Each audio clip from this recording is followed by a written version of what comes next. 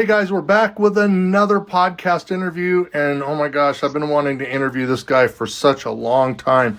I'm a huge fan of what he does, and today we have Garner Palenske, and Garner wrote a book called Wyatt Earp in San Diego, Life After Tombstone. And for me, I really didn't know that Wyatt Earp had gone to San Diego, and in my early research, I had gone down to San Diego, or after Googling Wyatt Earp in San Diego, and there's a place called the Oyster Bar. And is that correct, the Oyster Bar? Yes, I think that's the name of the place. So the Oyster Bar. And I had assumed, because Google and everybody said, oh yeah, that's the place. That's where Wyatt lived, and that's where he did business. And I did this post on Facebook, and I did a post about the bar, and out of nowhere, this guy shows up, and he's like, no, that's not true. That's not where he was at. He was in another part of San Diego, and if you want to know about Wyatt Earp in San Diego, you should read my book because I've researched it. I'm like, oh, okay, and like, you know, I don't even think I responded, and so I'm friends with John Bosnecker, who's a New York Times bestseller, is an amazing author and historian. And I reached out to John and I said, who's this guy? And he goes, oh, you want to friend him. He says he's a top-notch researcher and historian, and he wrote a book, probably the best book about Wyatt Earp in San Diego. So if he says it about Wyatt Earp in San Diego, if he says it and this is what's true, he says, you got to listen to him. So I was like, oh, okay, well, all right. And then I saw him down in Tombstone for a TTR event, which is the Tombstone Territory Rendezvous.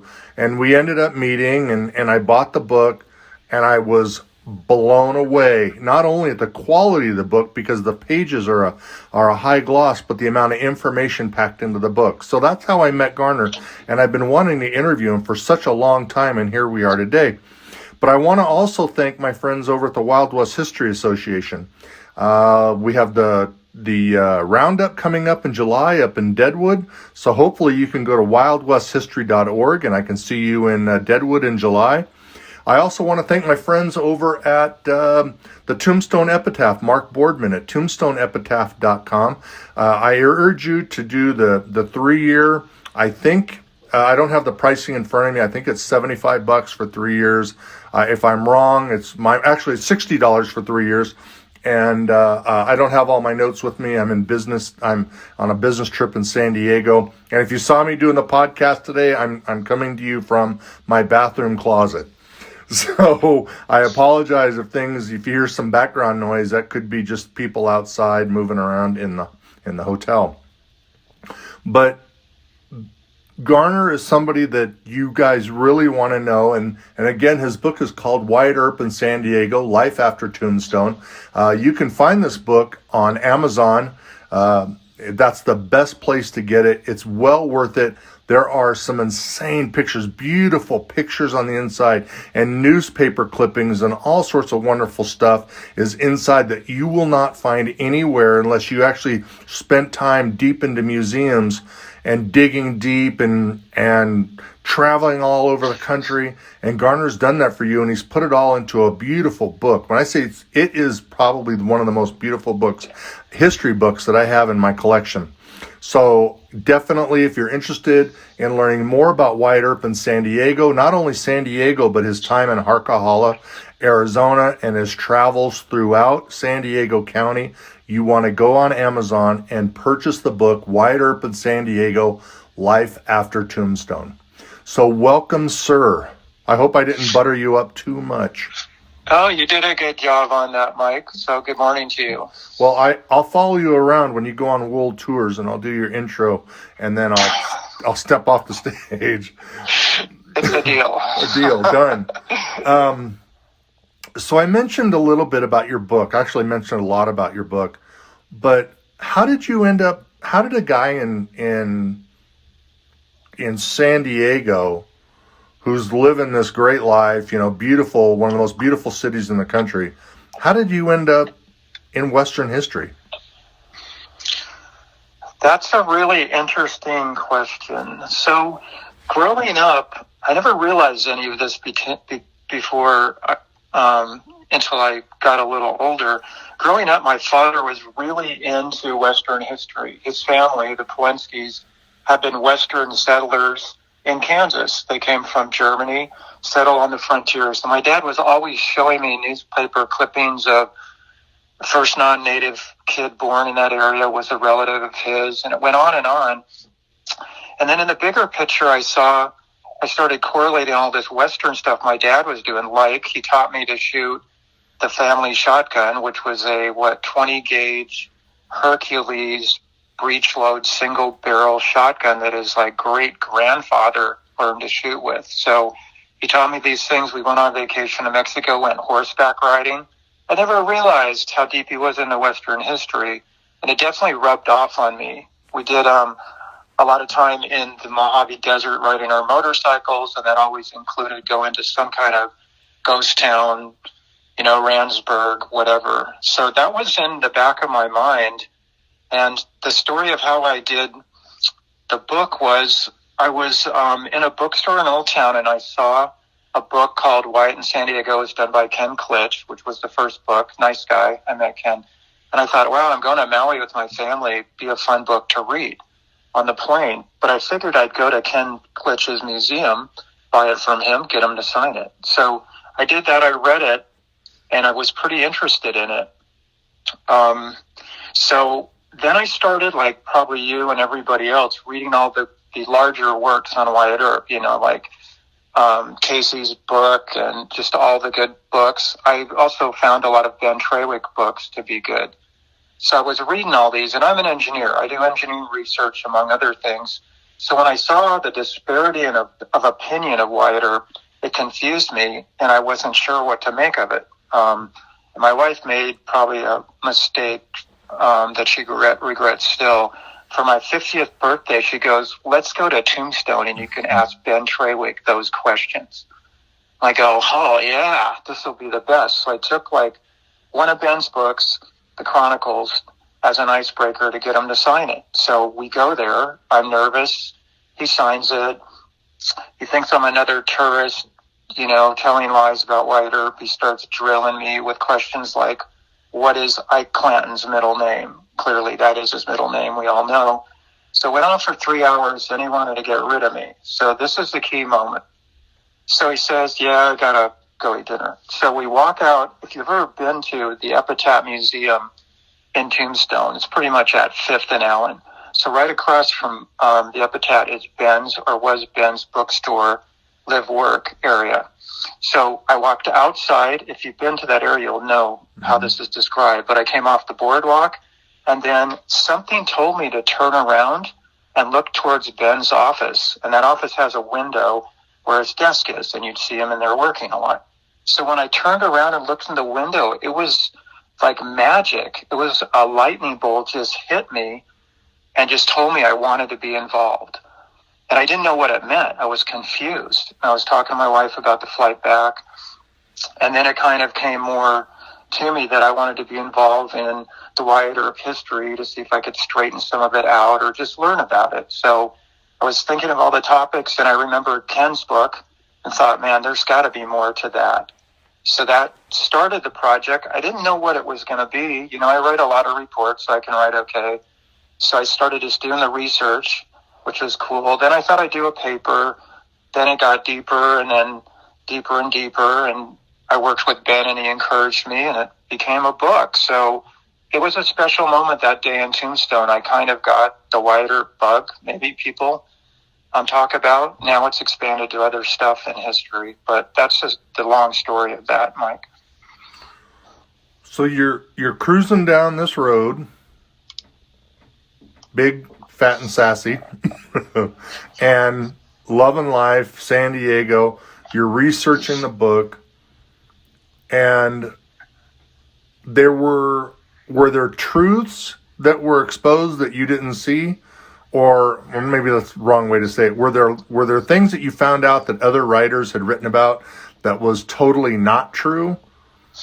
And did you stay away from those by not? Because if as a writer and historian, if you end up going in a direction and saying, well, everything that that Mike wrote is not true? Did you find out that, because a lot of people don't write about the Earps in San Diego.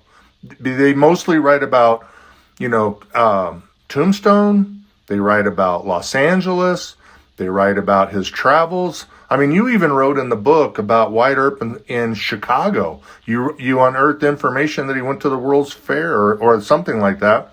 And you unearthed all this information about horse racing and the names of his horses, which we'll talk about later. But all this information, did you find out stuff that wasn't true or maybe was stretched in the truth? Well, I know as a research, when I do engineering research, I'm a fire engineer, so it's usually fire-based.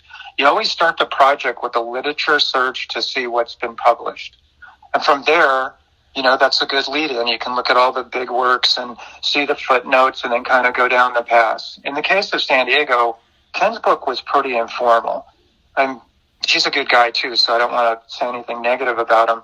But he's not like a paid research guy like me. So when I started digging into it, of course, I went down those paths.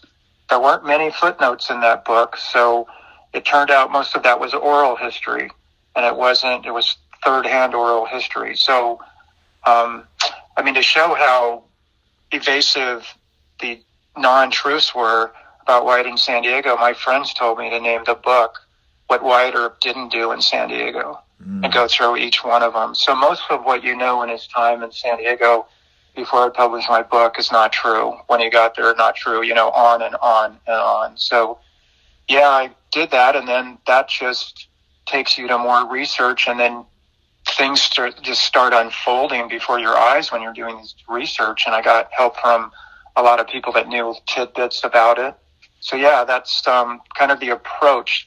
Proper approach probably is a literature search that would flesh that stuff out.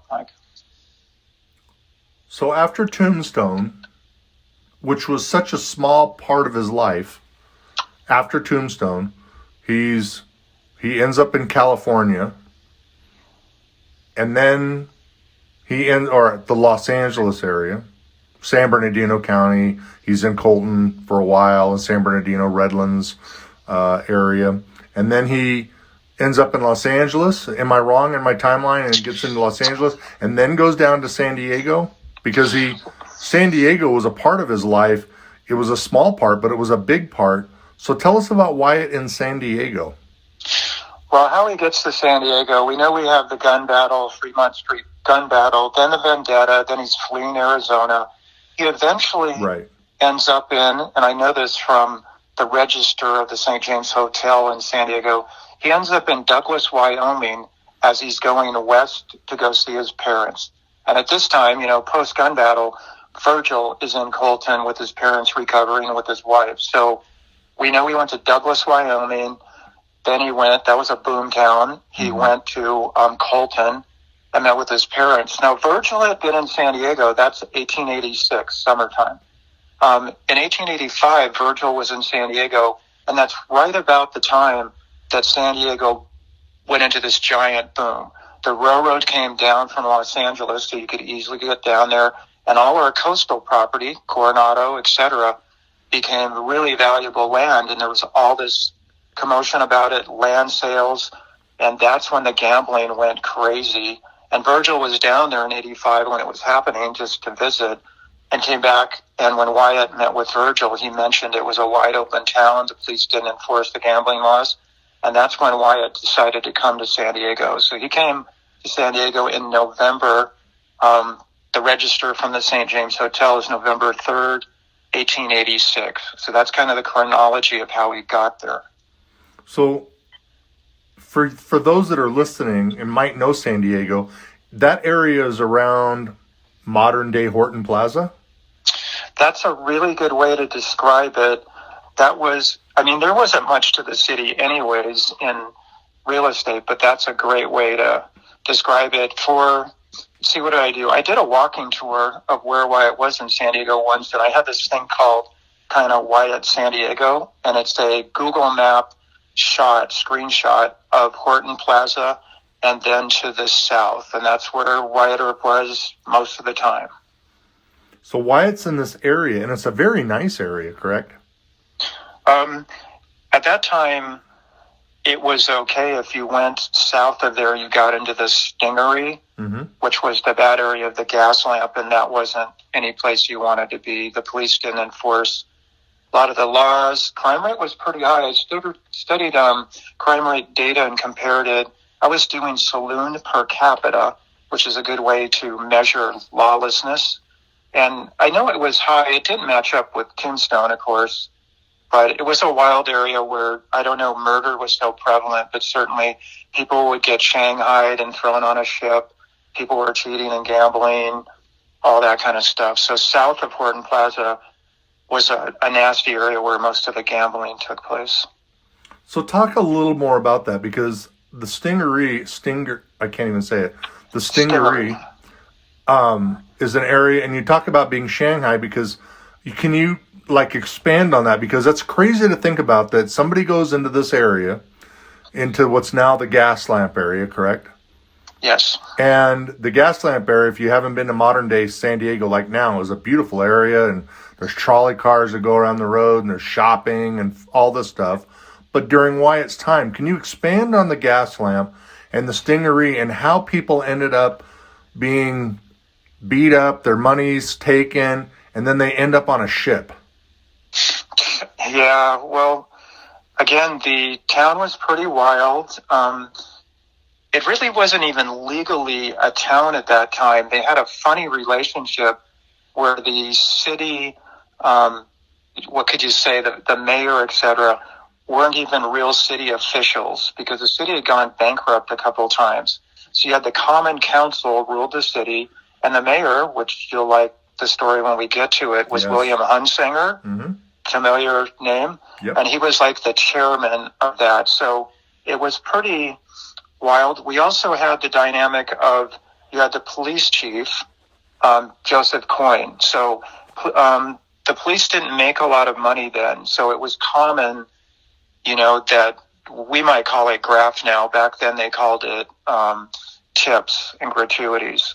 So the police wouldn't enforce any of the gambling laws, and they were strict laws. And, about the time the expansion hit in 85, the normal citizens were not happy that it was becoming so wild and told the police to crack down. And they had public hearings, which we'll talk about too. But it was wild. There were comments about, I guess the Stingery name would say it all. The Stingery name, they called it the Stingery because you could be stung as quickly as you could if you went into the ocean close by a stingray. Oh. That's where that slang comes from. So people would be, I did the data on things that were happening in there, the crime data. There was a lot of prostitution, of course, and murder rate wasn't so high, but certainly the knifing and all that was high. And that's because the police didn't want to control it. They were being paid off. And the mayor, Hunsinger, was right on top of that, doing the same thing. So that's how it became so wild. And when Wyatt got there in 86, it was at the height of that period. It eventually gets different. The citizens are demanding in 88 that things get under control. Then there's public hearings, and Wyatt himself is called on the rug about his gambling, lies and says he's not doing it. But that's the beauty of the San Diego events. You can see how this all unfolds in the newspaper articles. My book goes through it. But you got Hunsinger, who's the mayor, who's Wyatt's buddy from Tombstone. Hunsinger was a San Diego guy, attorney, and went to Tombstone about 79, became friends with Wyatt, did mining law, and then came back because the weather wasn't good for him, apparently. He came back in 81, December, right after the gun battle, then started doing his stuff in San Diego. So Wyatt was colluding with Hunsinger, and we know he concluded with Joseph Coyne, the police chief. The police chief, Joseph Coyne, was like an Irish guy with a big family. He didn't make a lot of money, and there were hints that he was corrupt when you read things. I actually got to interview, I think it's the great granddaughter of Coyne, who happened to be a police detective in San Diego at the time. And that conversation went on, and I'm thinking I want to ask her about, was your great-great-grandfather on the take from Wyatt Earp? And I didn't even have to ask it. She told me that's the truth, and that Coyne was at their house all the time. And again, it was a case of they didn't have enough money. So Wyatt was running this scam thing where he was controlling the politicians, had buddies, the police chief, and just worked the whole system. That's the beautiful part about the book and his time in San Diego. It shows how smart he was, had a little reputation, so people liked him. He was generally a nice guy, but it really showed apparent, just crystal clear how that all worked. So if you're wondering who this guy is, this intelligent human being that we're talking to on my newest podcast, you're talking to Garner Palenske.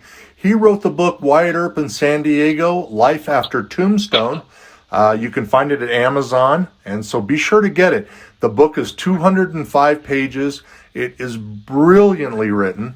The pages are very high gloss, and there is almost a picture on every page. Now, sometimes there isn't, but he's included in the book newspaper clippings. There is some stuff in there with Stuart Lake. He's included deep research pictures from museums and historical places where, was the Huntington Library included in this one?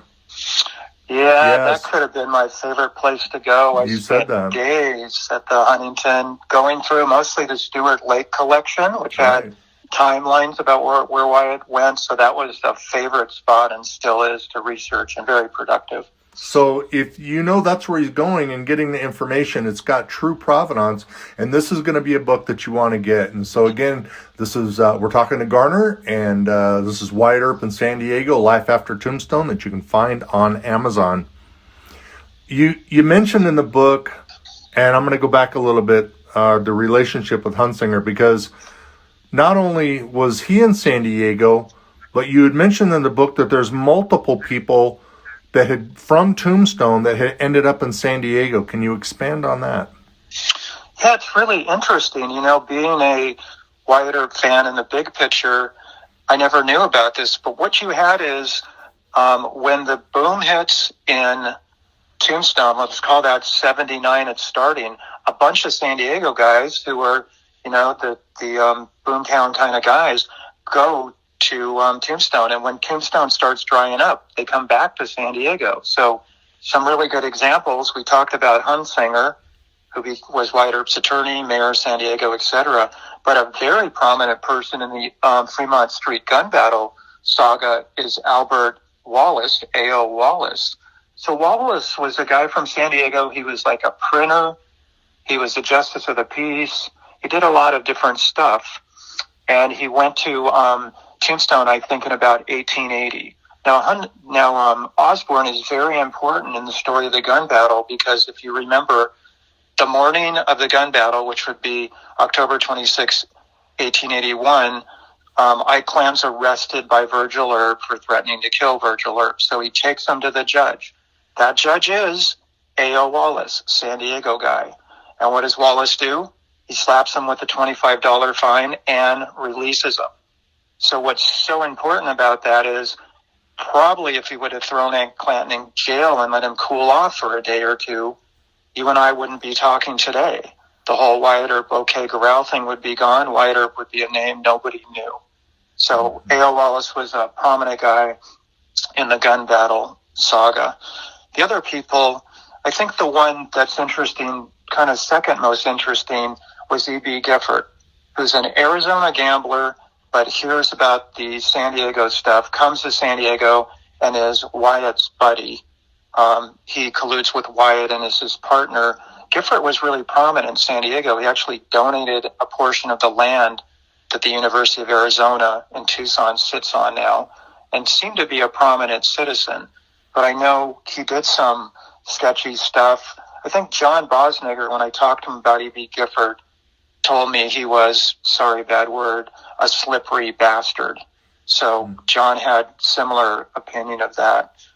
Other people in this connection thing, we have Thomas Finch, OK Corral, episode defense attorney for the Earps, comes back to San Diego, has a great career as a attorney in San Diego, and also publishes a lot of newspaper articles. So you can see that correlation, and I could go on. There's many people that did that. It was only 500 miles away, and for the boomtown guys, that wasn't a great distance to travel.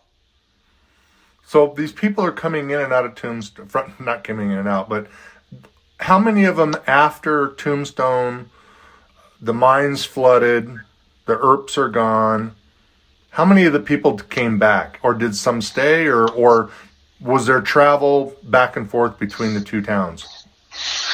I'd say after the mines are flooding, which happened pretty early in the growth of Tombstone, I think that was a 1881 or 1880 starting, so the mines were declining and people were trying to do their best. I think the majority of the boomtowners went to other places. One would be the Harquahala, which is an 1889 event, very short event, and other places went to Alaska and all over. Some did come back. I think Albert Fort Lewis, Tombstone merchant, was a Tombstone merchant, came back to San Diego and opened another mercantile type place. So I would say generally the boomtown crowd, it was kind of the same people going to all the places around the West. So to switch gears a little bit, I'm fascinated by what you unearthed about the Hotel del Coronado and Coronado Island. So you had mentioned in the book that Wyatt, and we know this about Wyatt, that he was always on the hunt for money. Whether he was speculating, he was building saloons, gambling, whatever it was.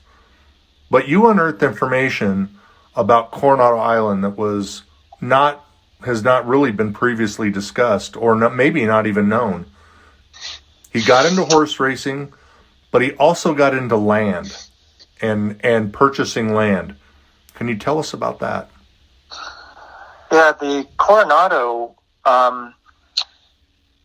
is very interesting. And when I said that Virgil and Wyatt were here in November of 1886, about November 3rd, the Coronado land sale started about the same time. And I know Josie talks about in the Caisson manuscript that they saw the foundation being poured. That kind of opens in 1887.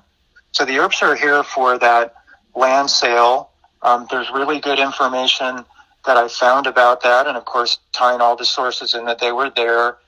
And Wyatt didn't buy any land in Coronado. I don't know what was up with that, whether that was he didn't have capital then, but he bought many properties in San Diego. And the San Diego stuff is pretty much down by the Embarcadero. He probably had 5 properties there and 2 more in, maybe you would call it, central San Diego. What's interesting is all those properties, only one had a house on it or a structure, and that was a stable for the horses that he had. Josie and him really lived in hotels the whole time they were in San Diego, and that was not the hotels that are generally known. For instance, the Bellevue Hotel was run by Mrs. Burns. The Earps went there first when they came in 1886 and stayed there the majority of the time. The more I researched that further, there's sources that say nearly all the time they're in San Diego, and came back to see Mrs. Burns later in life in the 1920s. The place they stayed sometimes was the Plaza Palace. We know that from a city directory. Was pretty much very close to where the kiosk is in Horton Plaza. So those were kind of the 2 places they stayed.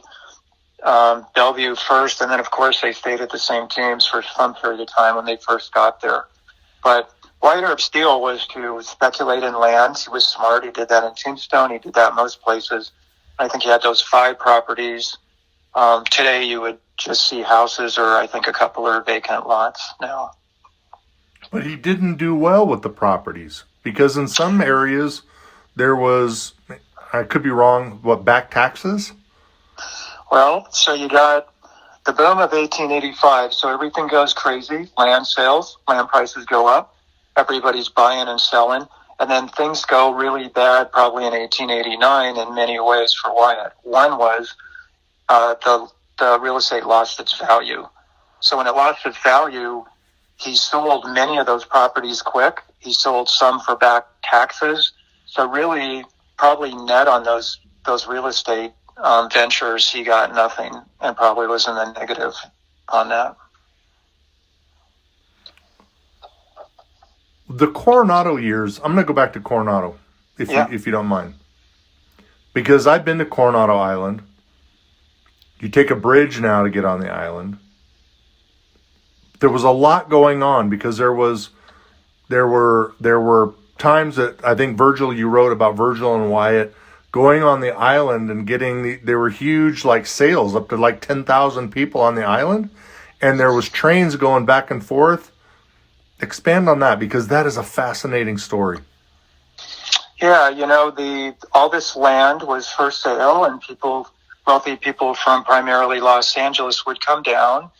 There was all kinds of things going. There was a Coronado Stables being built there, and that photo you see in the book, which has great provenance from the History Center, shows a picture of that.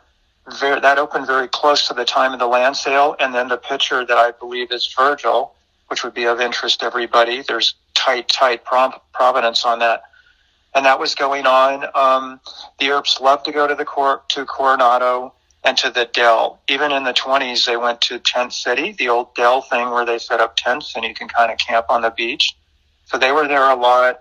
If you were going to come to San Diego and you wanted to go to a place that Wyatt Earp really went, go to the lobby of the Dell, the historic lobby. We know he was there. I know they didn't stay there, though, which is interesting because I checked out the registers for the Dell.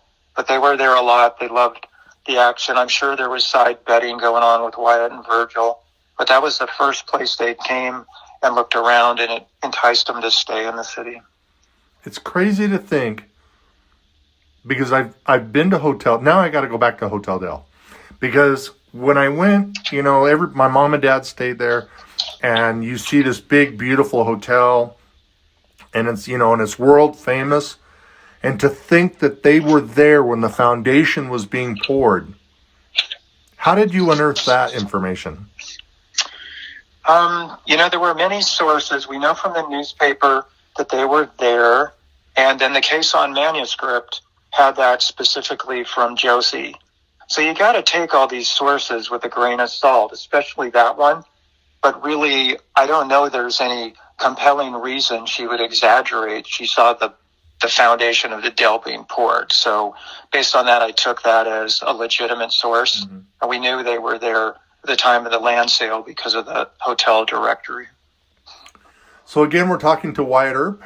Not talking to Wyatt Earp. I'm talking to Garner Palenske, who wrote the book about Wyatt Earp in San Diego, Life After Tombstone. You can find this amazing book on Amazon, and I urge you to get it and read it and add it to your Wyatt Earp collection. When Wyatt he wasn't just in San Diego proper, because San Diego County is big, and he chased some mining claims down in southern San Diego County along the Mexican border. And then you wrote about some stuff, how he really moved around and got down south of the border into Tijuana. Is that right? Yeah, Wyatt was looking for any type of mining enterprise. And right about the time he was doing the Harquahala, which is 1888, that's in Arizona, 1888, 1889, there was a big strike, which I would call inland from Ensenada, and it was the Santa Clara. So there was big information about that. A lot of people went down. He was one of them, and I just unearthed a reference in the newspaper that talked about him running a mercantile down there. So at the time he's doing the Harquahala, investing on that, he's running a mercantile, probably by, remotely and just funding it. He was there. I couldn't unearth much about the mining strikes because it's in Mexico. I did talk to some people at the university. In Tijuana, that wasn't much help, but he was any place he could go. And of course, he did all the really fascinating stuff about the prize fighting along the border. Half of it was in Mexico, half in the States. But when you mentioned in your book, you spoke about the prize fighting, but you also talked a lot about bullfighting, and you explained that part and how it ended up relating to Wyatt Earp. That's just a crazy story that was fascinating. And it's really a bigger picture than just Wyatt Earp. You have this wild border area. All the borders are wild at this time. You can say that about the Arizona Mexican border and all the shenanigans that went on with the rustlers. San Diego was no different. So to show you like the level of debauchery going on, maybe, this is really interesting that they would actually go catch bears. They'd be on horses with lassos. I don't know how they would do this. They'd crazy. catch bears, bring them back, and put them in a ring with a bull. And the bear would fight the bull. So it was just horrendous thing that somebody would do. But they did that frequently. And involved in that event would be gambling, of course. There could be prize fighting. But there was no law there, and people did what they did. But I just can't even picture how somebody would catch a bear. They didn't sedate them. They got them with ropes. They were on horses, like vaquero style. So that was going on at the border, and that, of course, attracted Wyatt down there because there was money to be made. And then, he's a lifelong boxing fan and referee, and did just all kinds of fun things we would think of today along the border there. Because it was crazy when you wrote it in the book.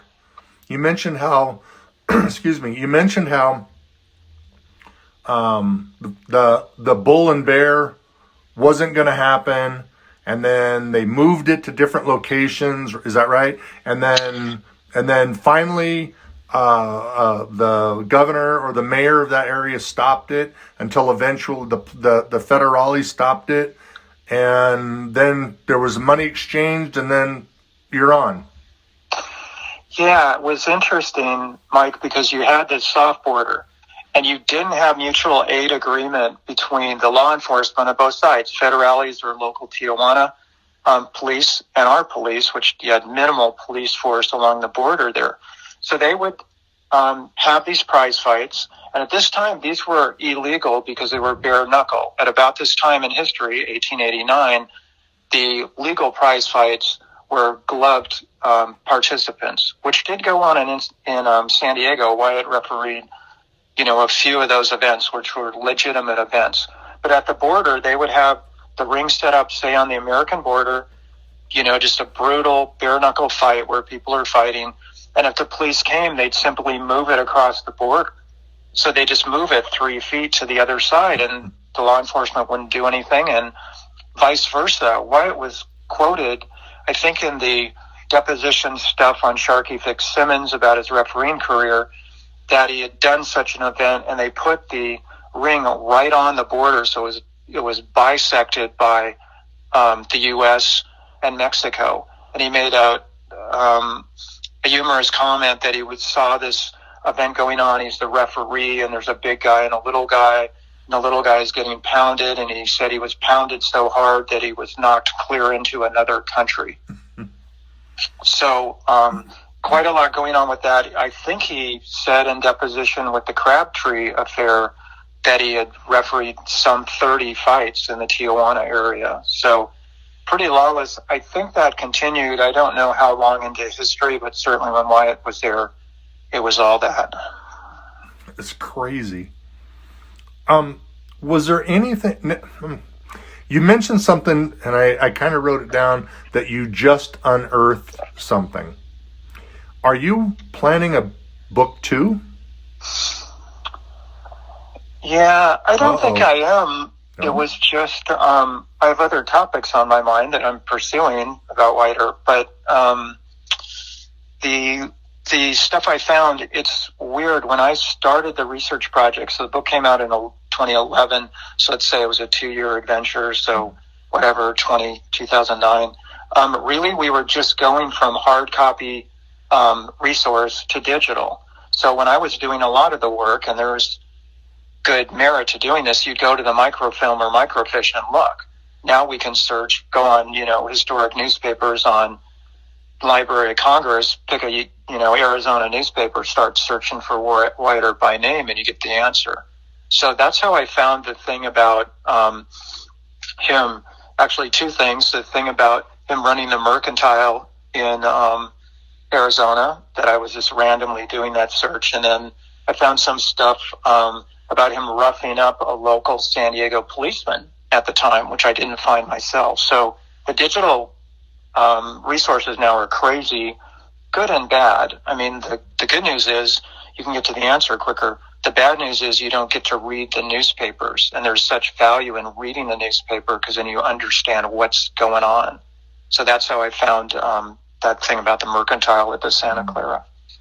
David DeHaas, I think you know David. Yeah, good guy. So David DeHaas was working on a new book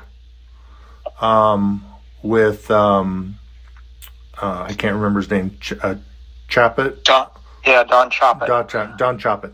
And so he's got a new book coming out, and he said the same thing. He said, when the first book came out, and if you don't know, David wrote a book about the Earps in Santa Monica, in Los Angeles, and bootlegging, and in the veterans home. If you guys, I urge you to get that one, because that is another fascinating book that talks all about the Earps in Los Angeles, because so much of it's focused on Tombstone, but there's so much more that really went on, that after Tombstone, there's even more history there that needs to be unearthed and read and studied. And I urge you guys to get the David book.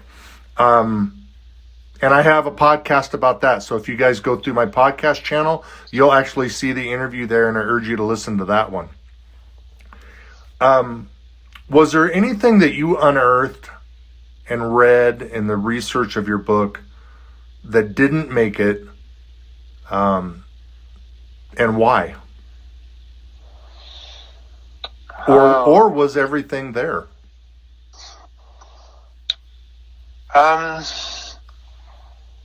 There was. I got you off guard. Yeah, I think so. We can kind of swing to the Harquahala on that. I think, which the Harquahala strike.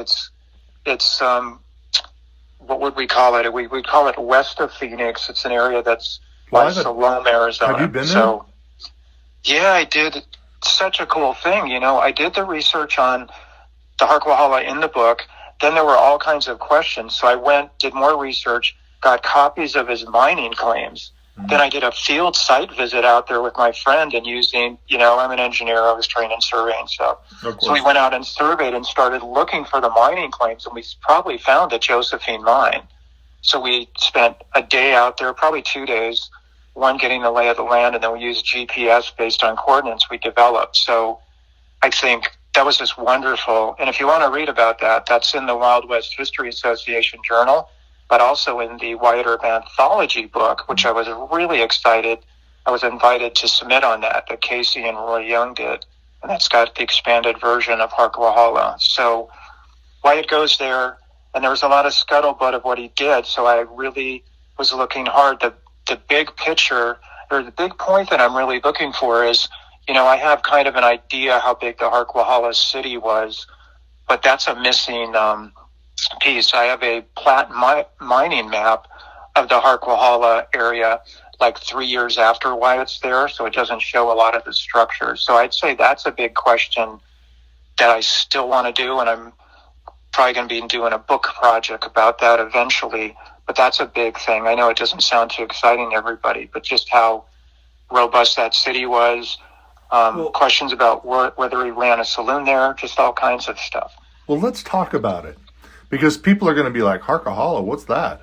Because it is rarely discussed, and it isn't something that is, in the Wild West history, Wyatt Earp knowledge is rarely spoken about. So if anybody drives on Interstate 10 between Los Angeles and Phoenix and the Arizona side, actually between the Colorado River state line area and Phoenix, you'll see an exit that says Harquahala. And you get off the freeway and you take the road, and it will take you right to the area, of that. But it's a fascinating story how Wyatt finds out about this gold rush, and he goes there and realizes that the money isn't really in the mining, it's in saloons, it's in gambling, it's in the what's needed to run a city and a town, and he claims it's going to be as big, if not bigger, than Tombstone, goes back to San Diego. Expand on that, because it is, for me as an Arizonan, one of my most favorite parts of the book. And I actually read that chapter several times, and then I went out to Harquahala myself. Expand. Oh, cool. So I think it's February of '89. People, prospectors discover gold in the Harquahala. So everybody's looking for the next big thing. The Tombstone mining fraternity needs something else to do, and Phoenix isn't that far away. So a lot of people go to that. Nellie Cashman's there running a restaurant, we know. Chabelle's there. Just a bunch of the Tombstoners, if you will, went there. So Wyatt sees it while he's in San Diego. He gets makes a quick trip out there, checks it out, comes back and is telling the newspaper it's the next big thing. And he goes with Tom Bryson, who's his buddy from San Diego, had a mining past also. So eventually they come back and they get Amy Bryson and Josie and go back to the Harquahala, ready to open a saloon. So they're there.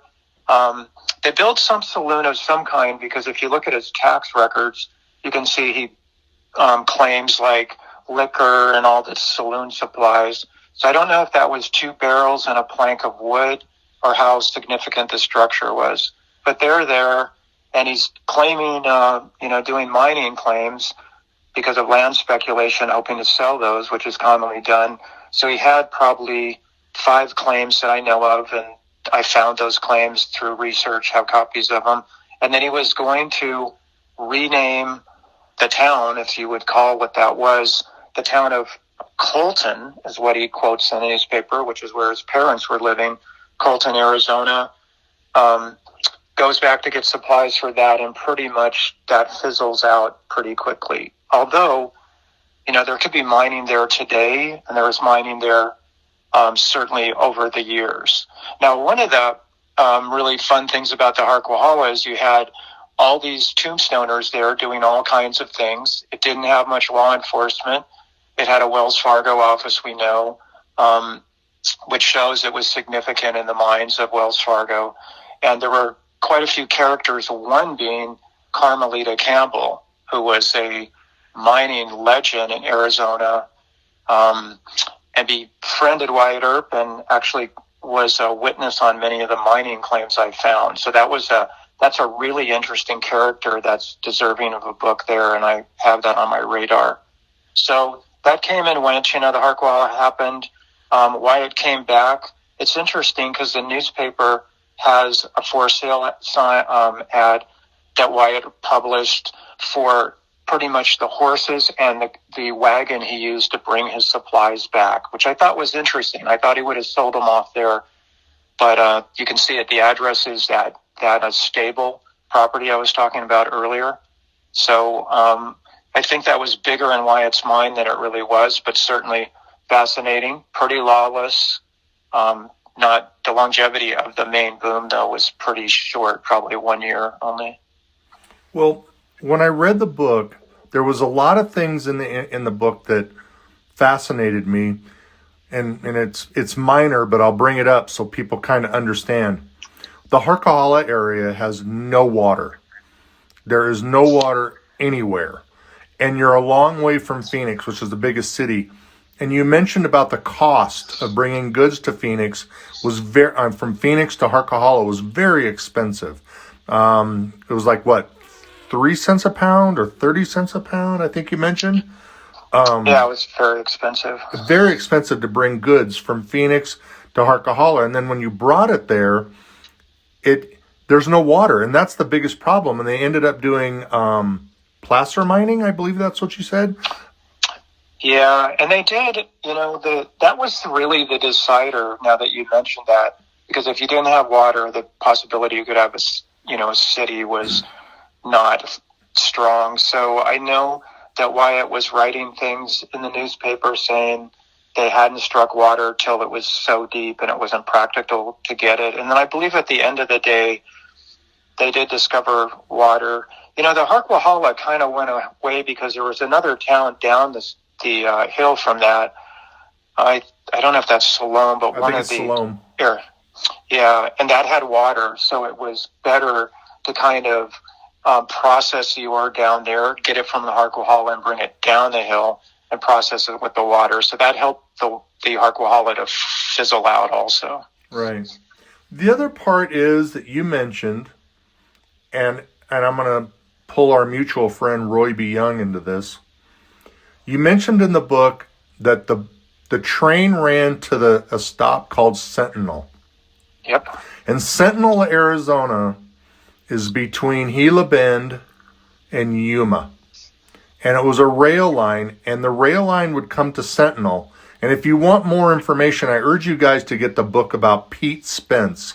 Now, we know Pete Spence from Tombstone. He was possibly involved in the shooting of Virgil Earp, I believe.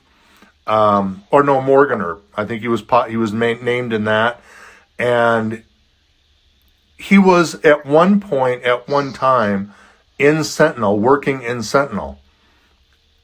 So if you want to see a correlation how, Tombstone, how big Tombstone is and how much it affected history, the players of Tombstone, they were all over. And so here you have Wyatt Earp actually coming into an area, not at the exact time, but coming into an area where Pete Spence also worked. And that's how they got the goods to Harquahala, was bringing the train to Sentinel. It's crazy. It's fascinating how it's all linked together. You told a funny story. There's a funny story about Wyatt Earp's not really having a great sense of humor. Tell us about what happened with Josie and a fake snake. Yeah, that's an interesting story about the Harquahala. Josie probably didn't tease Wyatt very much. He was pretty stoic. But in that case, let's see, Bryson and Wyatt are out getting whatever native vegetation they needed for the horses. And, this is a rough area. Still, it hasn't developed. There's a lot of snakes around. And they were living in a tent with a wooden floor Wyatt put in. So while the guys were gone, they discovered a big rattlesnake in the tent and got their next door neighbor to come and kill it. So he killed it. It was a large snake. And they decided to play a joke on Wyatt. So they put it in the tent, laid it down like it was still alive and stuff under one of the beds, and, came screaming out when Wyatt was there saying, "There's a giant snake. Please take care of it." So he probably got out, who knows, shotgun, and went in to take care of the snake, and then realized it was pretty much already dead. Mm-hmm. And then Wyatt chastised Josie for doing that, that would make him not respond to other things like that.